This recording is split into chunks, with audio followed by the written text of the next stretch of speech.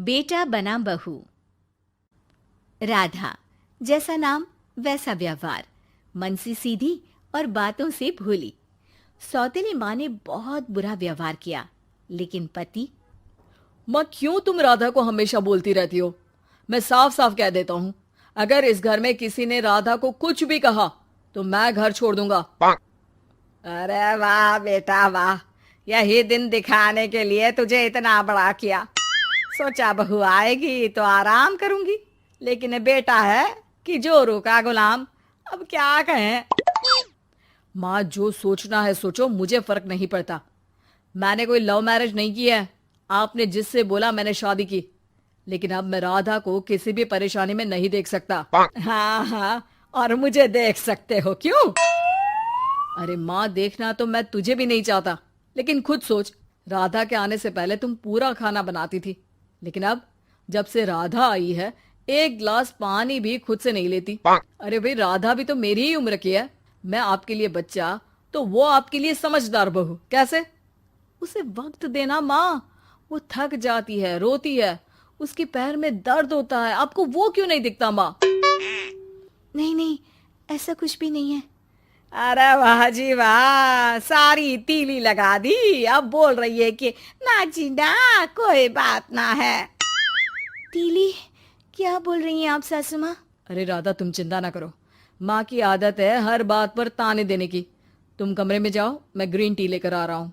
सास बेटे की हरकत से आग बबूली हो जाती है। बेटा, तूने आज प्रूव कर दिया कि बेटा कभी अपना नहीं होता। अरे जोरू के गुलाम, शर्म कर शर्म। तेरी माँ हूँ, सास नहीं जो खरी खोटी सुना रहा है कल की आई दुल्हन के आगे। अरे बहू बनना आसान ना है। बेटा, जो कि अपनी नई नवेली पत्नी पर जान छिड़कता था, माँ की बातों से गुस्सा हो जाता है। माँ, साफ साफ बात करो। तुम राधा को कभी कुछ नहीं कहोगी, इसके लिए मैं क्या कर सकता हूँ? कुछ नहीं कहूंगी? अरे बेटा, बावला हो गया है क्या?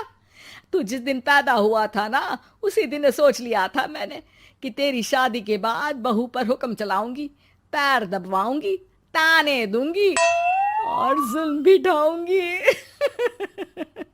बाप रे बाप! माँ, आप कैसे ऐसे सोच सकती हो? राधा छोटी है मुझसे भी, और उसके लिए ऐसी सोच। अरे बेटा, एक बेटी का बाप और माँ उससे बचपन से ही सहनशीलता सिखाते हैं, जिससे कि वो कुछ भी सुनने के लिए तैयार रहे। वो जैसे ईंट होती है ना, शुरू में जितना पकाओगे आगे जाकर उतनी ही मजबूत बनेगी और बुलंद इमारत बनाएगी, समझे? देखो माँ, मैं कोई मजदूर तो हूं नहीं, इंजीनियर हूं, वो भी बड़ी कंपनी में।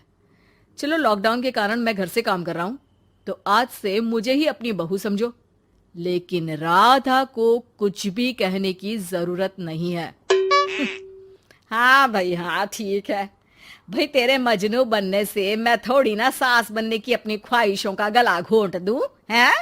मुझे कोई ना कोई तो चाहिए ना हुक्म चलाने के लिए। अब तुम दोनों मिलकर डिसाइड कर लो, बस। फिर क्या था, राधा का पति बन जाता है घर की सुबह सुबह। अरे कहाँ मर गया? अरे ना, मेरा बेटा, क्यों मैं सुबह सुबह ऐसे शब्द निकाल रही हूँ? गुनाह हो जाएगा। अरे कहाँ रह गया ससुर का नाती? जरा चाय तो पिला।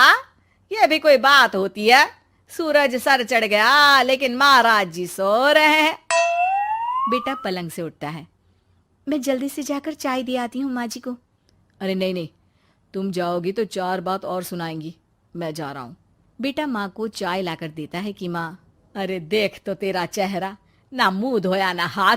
जाकर हुलिया ठीक कर ले, और उस करमजली को बोल कि नाश्ता बनाए। करमजली? अरे माँ, कुछ तो शर्म कर। देता हूं ना मैं तुझे नाश्ता, लेकिन तू राधा के लिए ऐसे गंदे शब्दों का इस्तेमाल नहीं करेगी। बहू की तारीफ बेटी के मुंह से सुनकर सास फिर गुस्सा हो जाती है। अरे जा कर नाश्ता लेकर आ। और हाँ, 15 मिनट में मैं नहा कर निकल रही हूँ। नाश्ता ना आया तो खाल उधेड़ दूंगी। फिर मन ही मन सोचती है, नहीं, ये तो मेरा ही बेटा है। खाल उखड़े उसके दुश्मन की। अब मतलब तेरी राधा की खाल, समझा ना? अरे यार, ये सब क्या है? नेचर की कॉल भी आ रही है और 15 मिनट में नाश्ता।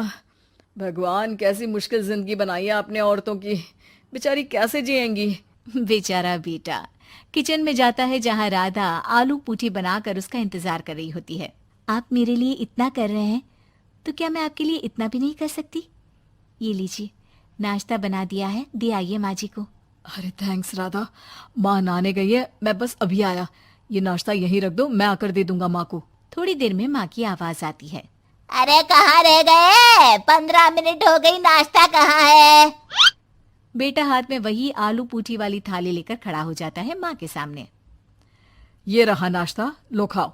माँ थोड़ा सा खाना खाती है और फिर छी छी, ठंडा खाना यही सिखाया है तेरी माँ ने? फिर थोड़ा सोचकर रुक जाती है।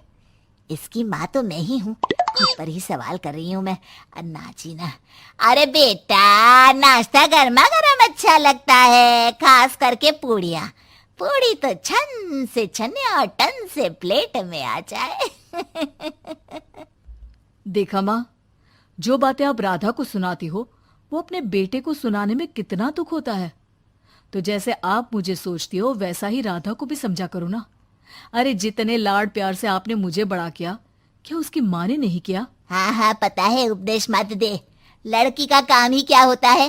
खाना बनाना। और खाना बनाने में कौन सा बड़ा काम है? फिर सारा दिन घर में पलंग ही तो तोड़ना है। अब तू बता, तू अपने से तुलना कैसे कर सकता है उसकी? कर सकता हूँ माँ। मैं अगर बहू की बेटे से तुलना करने में आ गया ना, तो तुझे समझ में आएगा कि बहू की जिम्मेदारी भी कम नहीं होती। मेरा दोस्त है ना राम, जानती हो ना? हाँ हाँ, क्यों नहीं जानूंगी। उसकी बीवी और माँ में नहीं बनती। बीवी ये मोटे मोटे ताने सास को देती है और सास उसे। हाँ हाँ तो फिर क्या, घर ठीक से चल नहीं पा रहा था। सास कहती बहू काम सारा करे, बहू का कहना था कि सास मदद करे। ऐसे में बेचारा न लंच लाता और ना ठीक से खा कर आता। नतीजा, बीमार रहने लगा। ऑफिस की नौकरी गई, खर्चा खाना सब बंद। कर लो अब सास बहू की लड़ाई।